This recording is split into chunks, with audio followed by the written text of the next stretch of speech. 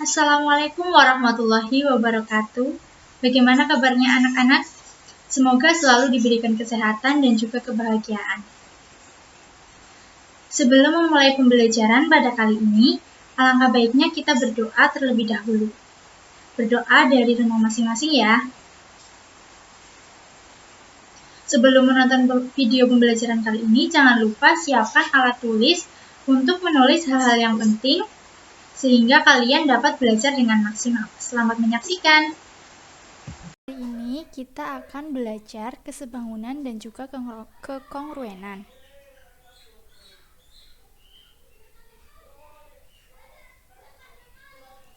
Sebelumnya, tujuan pembelajaran hari ini adalah yang pertama, mengidentifikasi dua bangun datar yang sebangun atau kongruen, yang kedua, mengetahui syarat segitiga yang kongruen, yang ketiga, mengetahui syarat segitiga yang sebangun, dan yang terakhir adalah memecahkan masalah yang berkaitan dengan kesebangunan. Untuk subbab yang pertama adalah bidang-bidang datar yang sebangun. Bagaimana kamu dapat menggunakan perbandingan untuk membantumu dalam desain grafis, mengedit foto, atau membuat layout majalah? Foto yang kita perbesar atau perkecil terkadang perbandingannya tidak sama dengan foto aslinya. Nah, lalu bagaimana agar foto yang kita edit dapat sama gambarnya, proporsional, sehingga gambarnya terlihat bagus? Nah, masalah seperti itu kita bisa pelajari menggunakan konsep kesebangunan. Nah, apa itu kesebangunan? Saksikan lebih lanjut ya. Amati gambar persegi panjang ABC. Persegi panjang ABC ini persegi panjang yang paling besar. Ini A, B, C, D. Nah, apabila kita membagi persegi panjang ABCD menjadi 4 persegi panjang yang sama besar, ini 1, 2, 3, dan 4. Persegi panjang AEMH merupakan contoh persegi panjang yang sebangun dengan ABCD. Sebenarnya apa itu sebangun? Apakah persegi panjang AEMH bentuknya sama dengan persegi panjang ABCD? Tentu bentuknya sama ya, sama-sama persegi panjang. Bagaimana dengan perbandingan sisi-sisinya?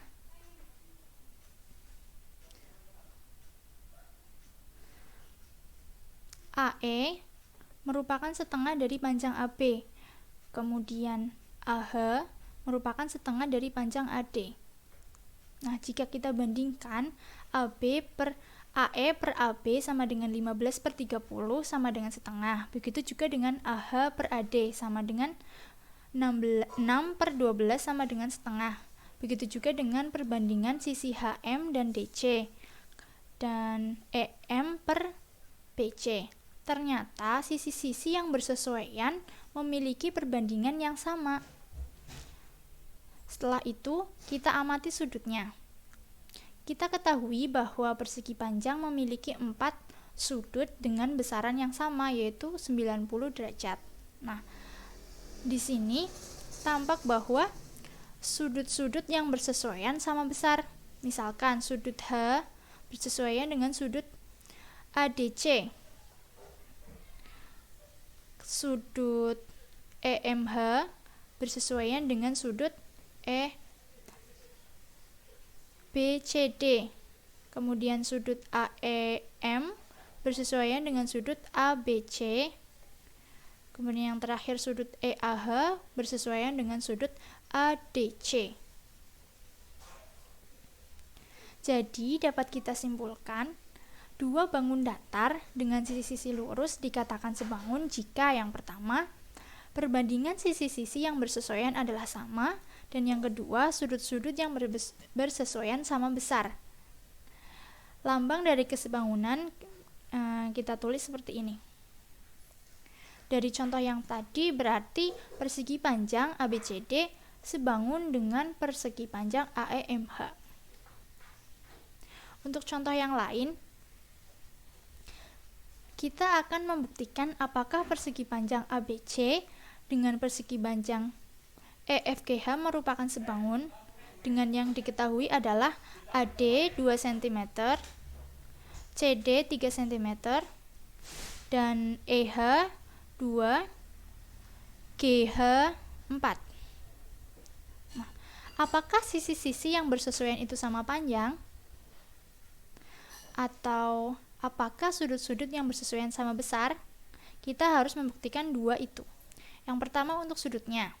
Sudutnya sudah pasti memiliki besar sudut yang sama, yaitu 90 derajat, karena bangunnya sama persegi panjang.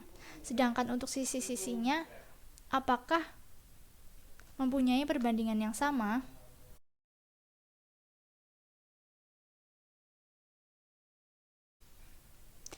Kita tahu persegi panjang memiliki dua sisi, yaitu sisi panjang dan juga sisi lebar. Apakah sisi panjang mempunyai perbandingan yang sama dengan sisi lebarnya? Untuk persegi ABCD, sisi panjangnya adalah AB, yaitu 3 cm. Untuk persegi panjang EFGH, sisi panjangnya EF 4 cm. Perbandingannya adalah 3:4. Sedangkan perbandingan sisi lebar dari persegi panjang ABCD, lebarnya adalah AD, kemudian EFGH, lebarnya adalah EH. Perbandingannya 2/2 sama dengan 1. Di sini ternyata perbandingan sisi-sisi yang bersesuaian itu tidak sama, yang satu 3/4, yang satu 1. Jadi persegi panjang ABCD tidak sebangun dengan persegi panjang EFGH. Untuk contoh yang nomor 2, kita punya persegi panjang ABCD dan EFGH. Yang diketahui adalah keduanya merupakan bangun yang sebangun. Apabila panjang AC 6 cm, EF 12, EH 8, tentukan panjang sisi AB. Sama seperti tadi, dua bangun datar dikatakan sebangun apabila perbandingan sisi-sisi yang bersesuaian sama. Jadi kita permisalkan perbandingan sisi lebarnya adalah AC banding EH. Nah, AC tadi 6 cm dan EH 8 cm. Kemudian perbandingan sisi panjangnya AB, ini yang akan kita cari, dan EF 12. Nah, kita pakai tanda sama dengan karena perbandingan sisi-sisi yang bersesuaian harus sama. Itulah syarat sebangun. 6/8 sama dengan AB/12. Nah, kita kalikan silang, 8AB sama dengan 6 dikali 12. AB sama dengan 6 kali 12 itu 72, 72 dibagi 8 sama dengan 9 cm. Jadi, dari pernyataan ABCD dan EFGH adalah sebangun, kita dapat mencari panjang AB dengan menggunakan perbandingan sisi-sisi yang bersesuaian, yaitu ketemu 9 cm. Untuk sebab yang kedua adalah bidang-bidang datar yang kongruen. Apa itu kongruen? Coba amati gambar mobil. Ada mobil berwarna hijau 2, itu merupakan dua gambar mobil yang kongruen, sedangkan satunya lagi merupakan dua gambar mobil yang tidak kongruen. Sebenarnya kongruen itu apa? Kenapa yang sebelah kanan dikatakan tidak kongruen? Coba kita lihat contoh berikutnya. Nah, pada gambar yang pertama ada dua kursi berwarna kuning, yang satu bercorak, tapi keduanya dikatakan kongruen, walaupun warnanya berbeda, tapi bentuknya sama. Sedangkan gambar yang sebelah kanan, dua gambar kursi yang tidak kongruen, padahal warnanya sama, tapi bentuknya yang satu ke kanan, yang satu ke kiri, dan ukurannya berbeda. Dari gambar yang ini dan yang ini, mungkin kita dapat menggarisbawahi bahwa suatu dua bangun datar yang kongruen itu harus memiliki ukuran yang sama dan juga bentuk yang sama. Lalu untuk dua gambar figura di atas apakah kongruen? Bentuknya sama, ukurannya juga sama. Menurut kalian apakah kongruen? Ya, keduanya merupakan figura yang kongruen. Jadi, kita dapat simpulkan bahwa dua bangun geometri dengan sisi-sisi lurus adalah kongruen jika yang pertama, sisi-sisi yang bersesuaian sama panjang, dan yang kedua, sudut-sudut yang bersesuaian sama besar. Nah, untuk pemahaman lebih lanjut, kita coba membahas contoh soalnya. Kita akan membuktikan bahwa jajar genjang ABCD sebangun dengan jajar genjang EFGH. Dengan yang diketahui adalah panjang AD 4 cm, AB 6 cm, GF 4 cm, dan GH 6 cm. Sudut BAD ini 30 cm. Kemudian EFG ini 150.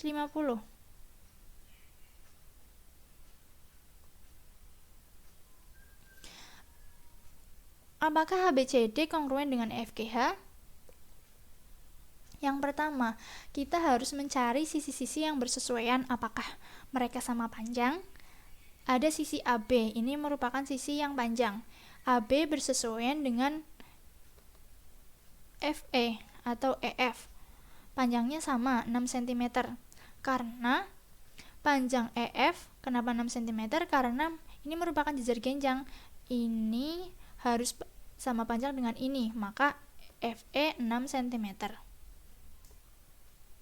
Ternyata AB dan EF sama 6 cm. Kemudian untuk BC, nah, karena jajar genjang maka BC juga 4 cm. Dan FG diketahui 4 cm. Jadi BC sama dengan FG 4 cm. Kemudian untuk CD karena jajar genjang maka ini juga 6 cm, dan GH diketahui 6 cm. Jadi CD sama dengan GH 6 cm. Untuk sisi yang terakhir ada DA 4 cm dan HE juga 4 cm. Maka syarat yang pertama, sisi-sisi yang bersesuaian harus sama panjang telah dipenuhi. Bagaimana dengan sudutnya? Besar sudut ABC bersesuaian dengan besar sudut EFG 150 cm derajat. Sedangkan besar sudut BCD ini bersesuaian dengan besar sudut FGH. Nah, ini. Dan seterusnya, ternyata sudut-sudut yang bersesuaian juga sama besar. Maka dapat disimpulkan bahwa jajar genjang ABCD kongruen dengan EFGH. Contoh nomor 4. Perhatikan gambar trapesium ABCD dan PQRS yang kongruen di bawah ini. Diketahui bahwa kedua bangun datar tersebut telah kongruen, artinya sisi-sisi yang bersesuaian sama panjang dan sudut-sudut yang bersesuaian sama besar. Jika panjang sisi AB 40 cm, BC 21, dan RS 16, PS 15, tentukan panjang sisi AD, DC, PQ, dan QR. Untuk pertanyaan kedua, jika besar sudut A sama dengan 60 derajat, sudut B 40 derajat, berapakah besar sudut R dan sudut S? Diketahui bangun ABCD kongruen dengan PQRS, berarti sisi-sisi yang bersesuaian sama panjang dan sudut-sudut yang bersesuaian sama besar. Dari sini kita akan menentukan mana sisi-sisi yang bersesuaian. Ada sisi AB bersesuaian dengan sisi PQ atau QP. Maka panjang AB sama dengan panjang PQ, yaitu 40. Kemudian BC bersesuaian dengan QR, maka panjang QR adalah 21. Lalu DC bersesuaian dengan RS atau SR, maka panjang DC 16. Karena RS atau SR ini 16. Kemudian untuk panjang AD, sisi AD bersesuaian dengan sisi SP atau PS. Maka panjang AD harus sama dengan PS, yaitu 15.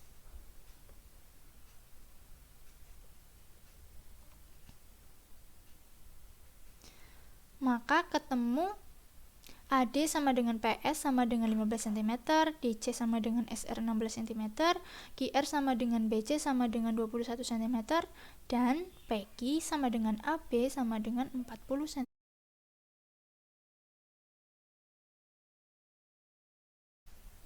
Untuk pertanyaan yang kedua, menentukan besar sudut R dan juga besar sudut S.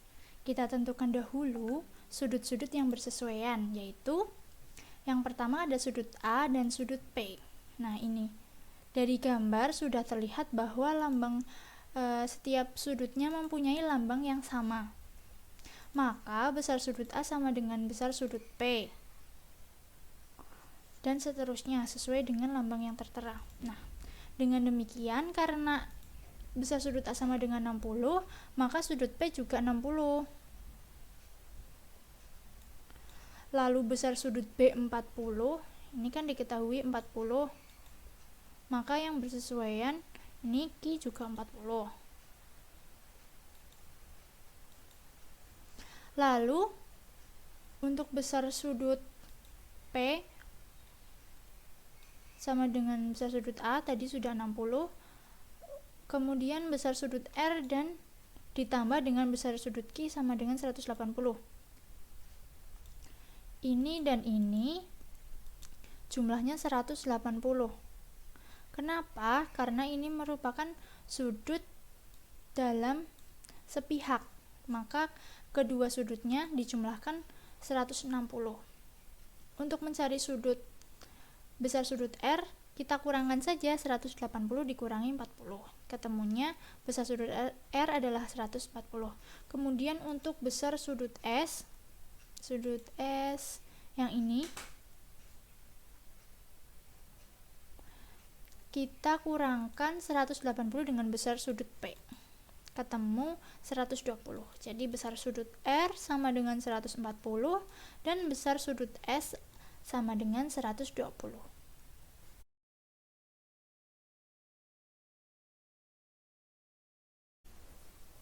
Untuk submateri yang ketiga adalah segitiga-segitiga yang sebangun. Apa saja syarat-syarat segitiga dikatakan sebangun? Kita sebut dengan dalil kesebangunan segitiga. Sebenarnya ada 3, kita bahas satu persatu ya. Yang pertama adalah dua segitiga dikatakan sebangun jika terdapat kesesuaian antara dua sudut pada kedua segitiga tersebut. Nah, di sini apabila besar sudut A sama dengan besar sudut K, A dan K sama besar, lalu sudut B dengan sudut L juga sama besar, maka dikatakan bahwa segitiga ABC sebangun dengan segitiga KLM. Kita biasa sebut dalil yang pertama ini adalah sudut-sudut-sudut. Kemudian, dalil kesebangunan segitiga yang kedua adalah dua segitiga dikatakan sebangun jika terdapat kesesuaian antara perbandingan panjang dua sisi dan sudut yang terletak di antara kedua sisi tersebut. Nah, misalkan sisi AC dibanding sisi KM sama dengan sisi AB dibanding sisi KL. Nah, dua sisi ini perbandingannya sama. Lalu sudut di antara sisi tersebut sama besar. Nah, jika keduanya terpenuhi, maka dapat kita katakan segitiga ABC sebangun dengan segitiga KLM. Untuk dalil yang ketiga, yaitu dua segitiga dikatakan sebangun jika terdapat kesesuaian antara perbandingan panjang semua sisi. Nah, di sini sisi AC banding sisi KM sama dengan sisi AB dibanding sisi KL sama dengan juga sisi BC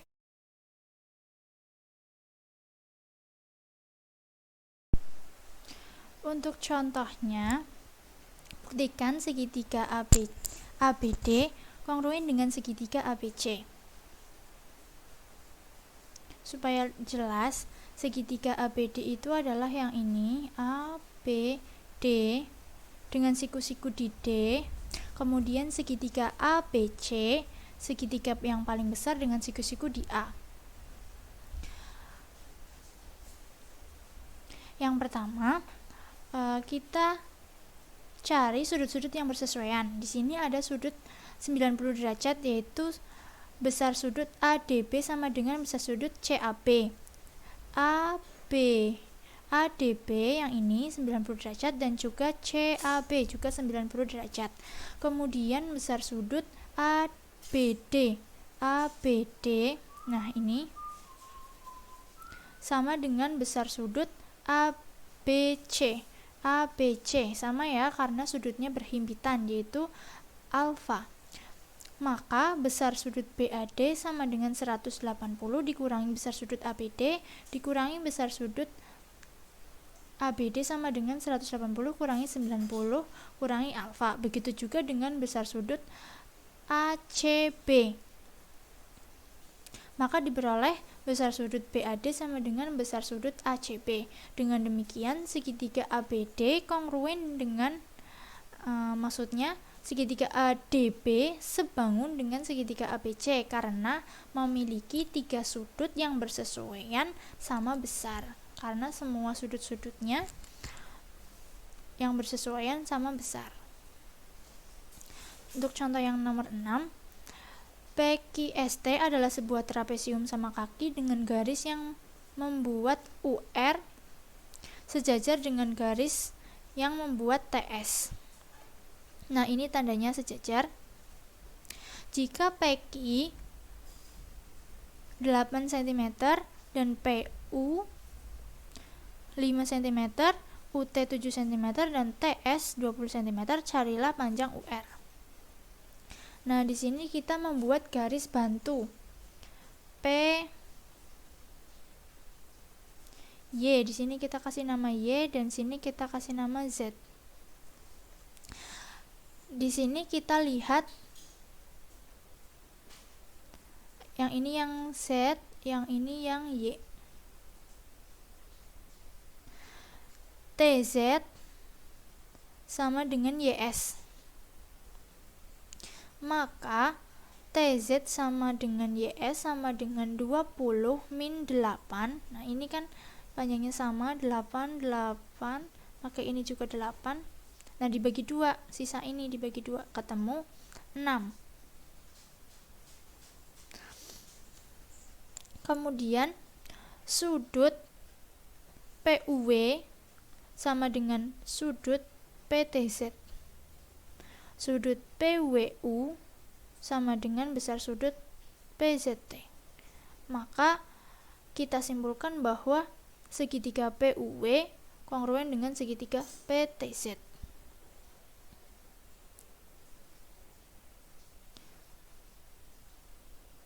Nah, untuk mencari panjang dari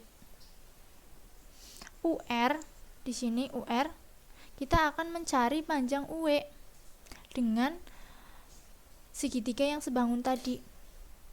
UE sebanding dengan TZ sama dengan PU per dibanding dengan PT. Nah, PT di sini adalah PU ditambah UT, 7 ditambah 5. Nah, kita cari UE, ketemu UE sama dengan 2,5.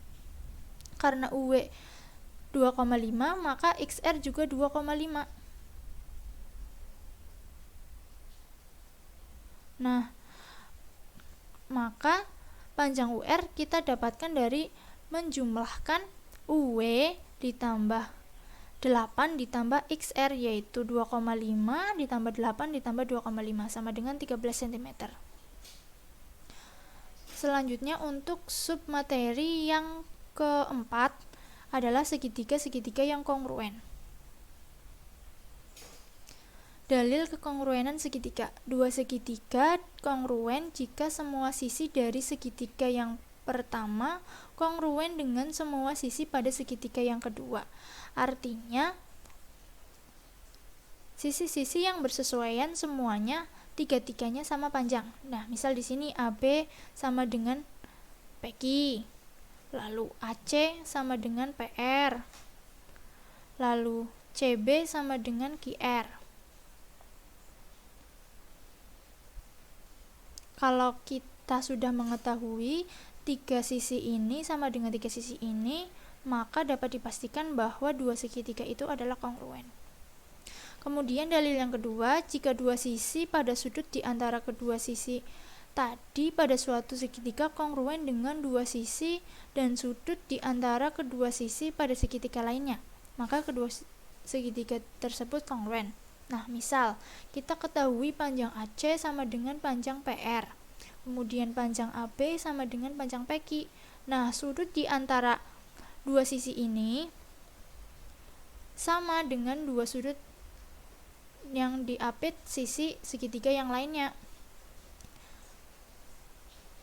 Jika kita sudah menemukan hal yang demikian, maka dapat dipastikan bahwa segitiga ini ABC kongruen dengan segitiga PQR.